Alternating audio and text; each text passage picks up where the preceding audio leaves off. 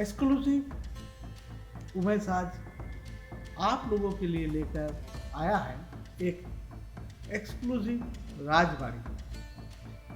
ऐसा राजबाड़ी शायद आप लोगों को और एक देखने को नहीं मिलेगा। लगता है यह पश्चिम बंगाल नहीं, भारत में ही सबसे बेहतरीन और पुराना राजबाड़ी है। तो दोस्तों, वीडियो को स्किप ना करके मेरे साथ चलिए आंदूल राजबाड़ी का इतिहास जानने के लिए। और ये आंदूल राजबाड़ी देखने के लिए आप लोग को आना पड़ेगा पश्चिम बंगाल के हावड़ा डिस्ट्रिक्ट पर।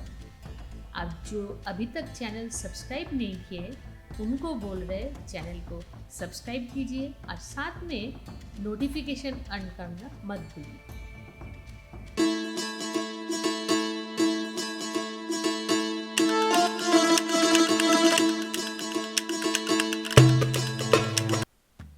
ये राजबाड़ी को तैयार किए थे राजा राजनारायण राय बहादुर ने।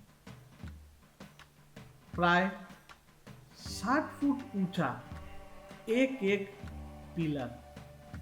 यह पिलर बंगाल के किसी भी राजबाड़ी में नहीं दिखने को मिलेगा। और ये बिल्डिंग बनाने के लिए 4 साल टाइम लगा था। 1834 में बिल्डिंग रहने के लिए रेडी हो गया। ये जो सामने जो पिलर दिख रहे, ये पिलर का स्ट्रक्चर डोरिक आर्किटेक्चर में बना था। टोटल इसमें 10 पिलर हैं। एक एक पिलर के हाइट है 60 फीट। बंगाल में और कोई राज प्रासाद में आपको ऐसा स्ट्रक्चर देखने को नहीं मिलेगा। यह पिलर इतना चौड़ा है कि इस पिलर को 3 जन मिलकर भी नहीं पकड़ पाएंगे।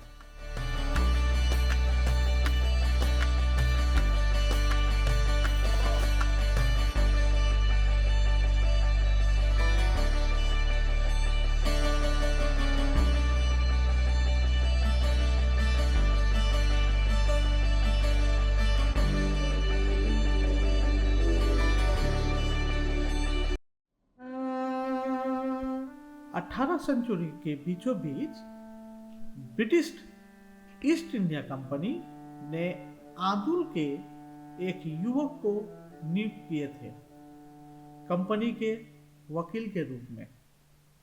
उनका महीना 20 रुपया, पियोन का खर्चा 5 रुपया और घर का किराया 3 रुपया दिया जाता था। और ये युवक इतना काम में चतुर थे, बहुत ही कम समय में कंपनी के सबके प्यारा बन चुके। कंपनी खुश होकर ये युवक को प्रमोशन मिला और उसको ट्रांसफर कर दिया गया मुर्शिदाबाद में। तब उनका महीना हो गया 70 रुपये। पियोन खर्चा और घर के किराया मिलाकर मिलते थे 28 रुपये। और ये युवक फ्रेंच, इंग्लिश और फारसी बहुत अच्छे जानते थे। हम लोग को ये भूलना नहीं चाहिए, ईस्ट इंडिया कंपनी के तब जनरल थे रॉबर्ट क्लाइव। युवक भी जल्दी से रॉबर्ट क्लाइव के मन जीत लिए। और तब रॉबर्ट क्लाइव ने उनको वकील से सीधा दीवान का पद दे दिए। और यह युवक और कोई नहीं, आंदूल के रामचरण राय जी थे। 1797 में पलासी का युद्ध आरंभ हुआ और युद्ध के कुछ क्षण बाद बंगाल का अंतिम स्वाधीन नवाब सिराजुद्दौला का पतन हुआ, जिसके चलते सारा मुर्शिदाबाद में लूट मार और शांति भंग होने लगी। आस्ते आस्ते ब्रिटिश आर्मी दखल करने लगी नवाब सिराजुद्दौला का राजप्रसाद, औस्त्रागार और खजाना। तब भी मुर्शिदाबाद के दीवान थे रामचरण राय। ये रामचरण राय थे एक चतुर और ब्रिटिश आर्मी के वफादार कर्मी। उन्होंने ये मौका अपना हाथ से जाने नहीं दिया। रामचरण राय नवाब सिराजुद्दौला के खजाना से बहुत सारा धन लेके रात के अंधेरे में भागा, छोड़ के मुर्शिदाबाद। सरस्वती नदी से नौका लेकर आकर पहुंची अंदूर।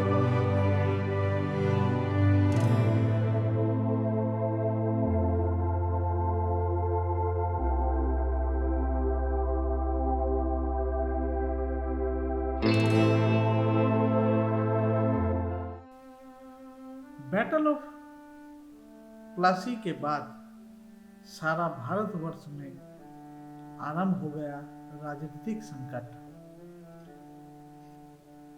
और ईस्ट इंडिया कंपनी को मिला बंगाल, बिहार और उड़ीसा पर शासन करने का अधिकार। इसके बाद कंपनी के वफादार कर्मियों को मिला प्रमोशन और एक्स्ट्रा आय करने का सुनहरा मौका।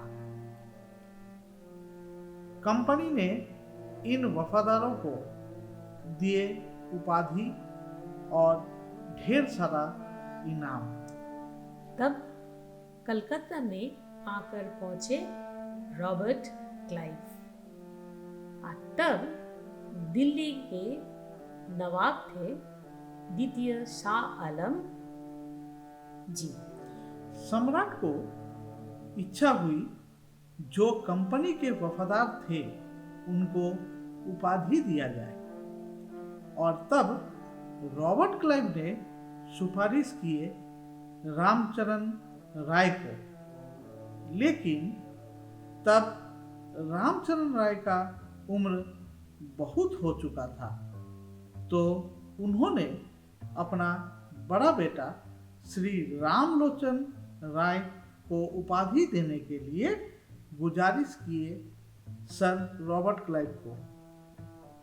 1786 2 जनवरी दिल्ली के नवाब द्वितीय शाह आलम आंदूल के रामलोचन राय को उपाधि दिया राजा रामलोचन राय।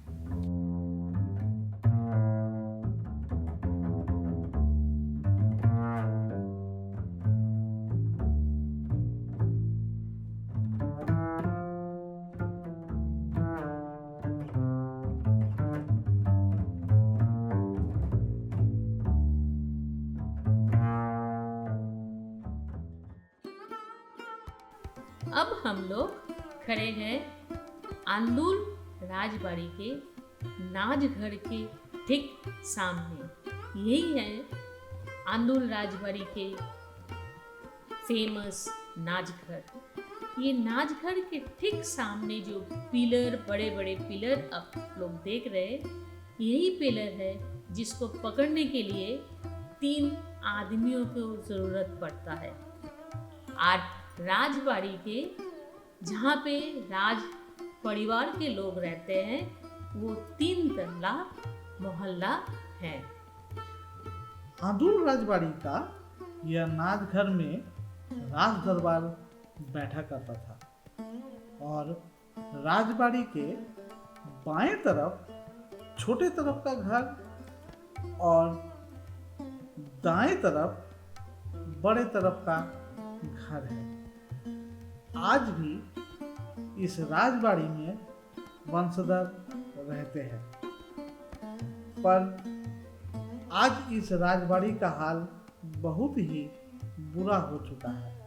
अब वह नाचघर पूरा टूट चुका है नहीं रहा वह झूमर और ना रहा नाचघर में बैठने का कोई सामान। अब नगर पालिका इस राजबाड़ी को खतरनाक बाड़ी घोषित कर चुके हैं।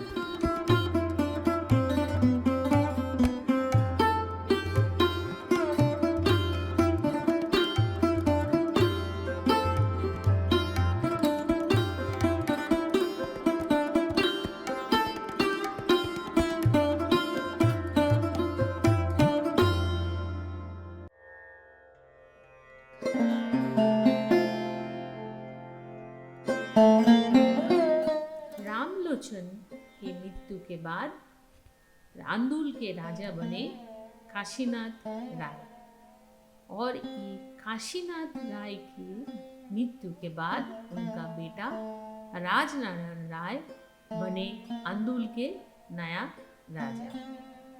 तब गवर्नर जनरल थे लॉर्ड ऑकलैंड। 1835 में लॉर्ड ऑकलैंड राजनारायण राय को दिया राय बहादुर उपाधि। क्योंकि राजनारायण थे विख्यात हिंदू कॉलेज के छात्र।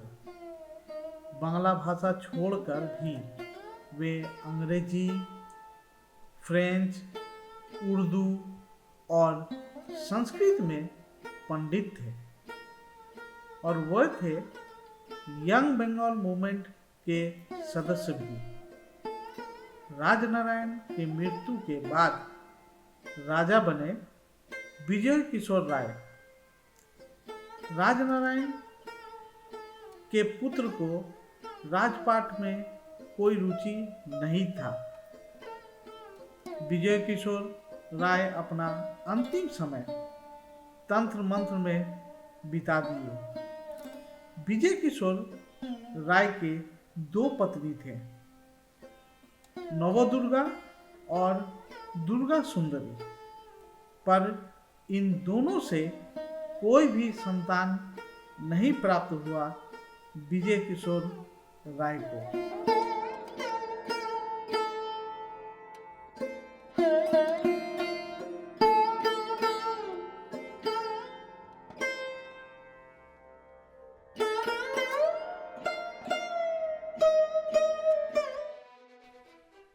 विजय किशोर के मृत्यु के बाद ये पूरा संपत्ति के मालकिन बनी दोनों ही रानी।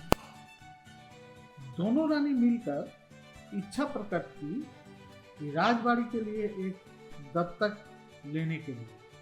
और एक बात सुनने को आता भी है कि राजबाड़ी के अटॉर्नी निमाई चरण बसु से यह खबर पहुंचा स्वामी विवेकानंद के पिता विश्वनाथ दत्ता के पास। वह अपने दो पुत्रों को नरेंद्रनाथ और महेंद्रनाथ को दत्तक देने के लिए रानी माँ से गुजारिश की, पर स्वामी विवेकानंद की माँ भुवनेश्वरी देवी यह प्रस्ताव मानी नहीं। तो इसलिए स्वामी विवेकानंद नहीं बन पाए आंदुल राजबाड़ी के राजा। पर दो रानियों ने मांग की थी दत्तक लेने की, पर कोर्ट ने एक राज्य में दो दत्तक की मांग को ठुकरा दिया। हायर कोर्ट से भी नाकामी मिली इन दो रानियों को। ये दोनों रानी कोर्ट से हारने के बाद सरकार से गुजारिश की, क्या ये राज परिवार कैसे चलेगा।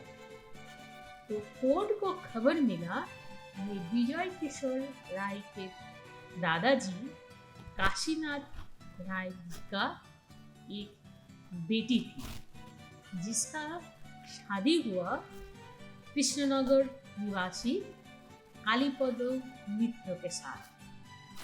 और कोर्ट को ये भी खबर आया कि वहाँ पर एक बेटा भी है। तो त्रिपुरा सुंदरी देवी के बेटे क्षेत्रचरण मित्र बना आंदुल राज परिवार के नया राजा। तो इस प्रकार राय परिवार के साथ मित्र परिवार का शुरुआत हो चुका।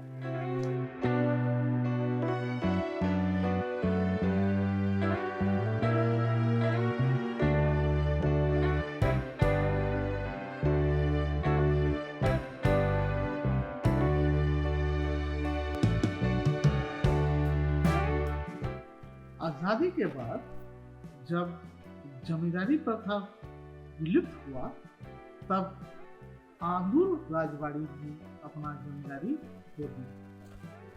आंदुल राज परिवार को सिर्फ 12 लाख रुपया मिला था कंपनसेशन हिसाब से। इतना बड़ा राजवाड़ी खो देने के बाद भी इन लोगों को दिया गया सिर्फ 12 lakhs rupees। और अभी हम लोग जो ये मकान देख रहे हैं, ये बड़े तरफ की साइड का मकान है। ये जो टूटा बिखरा और पूरा बुनने से शेष हो चुका यह राजवाड़ी का कुछ अंश जो बचा हुआ है, वही अभी आप लोग देख रहे हैं। दोस्तों, ये देख के आप लोग अंदाज भी नहीं कर पाते होंगे कैसा था आंदुल राजवाड़ी। सारा पश्चिम बंगाल में इसका और कोई सेकंड एपिसोड आप लोगों को देखने को नहीं मिला है। आज ये पूरी तरह खत्म हो चुका है। सुना जाता है ये सत्यजीत राय के फेमस जलसाघर मूवी का एक सीन ये राज परिवार के छत पे शूटिंग हुआ था। हम लोग कोशिश किए थे वहाँ पर जाने के लिए, लेकिन ना है सीढ़ी ना है छत के सीढ़ी, इसलिए डर के मारे हम लोग अंदर नहीं गए।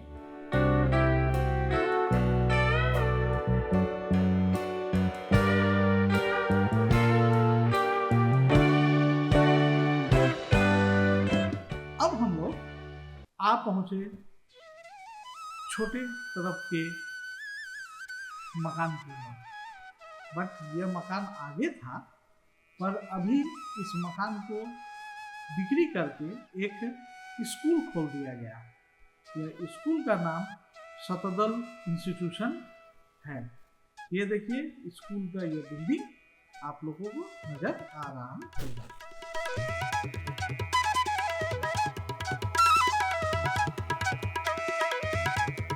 राजवाड़ी देखने के बाद अब हम लोग आ पहुंचे राजवाड़ी के ही माँ अन्नपूर्णा मंदिर से। माँ मंदिर में ढुकते ही सबसे पहले नजर आता है एक छोटा सा कमान, यानी तोप। ये तोप से ही पूजा का संकेत किया जाता था। जब बलि प्रथा चलती थी, तब एक बलि पे एक तोप दिया जाता था, दो बलि पे 2 तोप का साउंड हम लोग को सुनने में आता था। अब ये प्रथा खत्म हो चुका है, क्योंकि अब यहाँ पे बलि नहीं होता। यही है वो जो तोप जिससे गोला छोड़ा जा सकता था, अब ये नहीं है, सिर्फ दिखावे के लिए रखा गया है। आंदुल राज परिवार के ये जो मंदिर है, ये है अन्नपूर्णा मंदिर। और यह मिडिल में माँ अन्नपूर्णा विराजमान है, और माँ अन्नपूर्णा के 2 साइड में है शिवलिंग। यानी सब जगह हम लोग द्वादश शिवलिंग देखते हैं, और यहाँ पर 14 शिवलिंग का मंदिर है।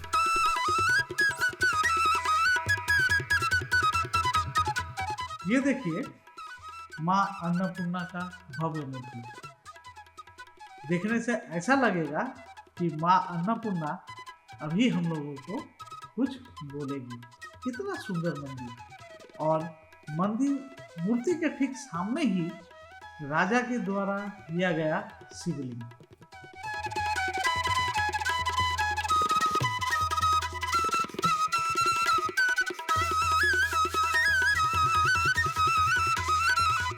अब हम लोग आ पहुंचे आंदुल राज परिवार के दुर्गा दलान पर। और राज परिवार का दुर्गा पूजा आंदुल ही नहीं, पूरे कलकत्ता में विख्यात था।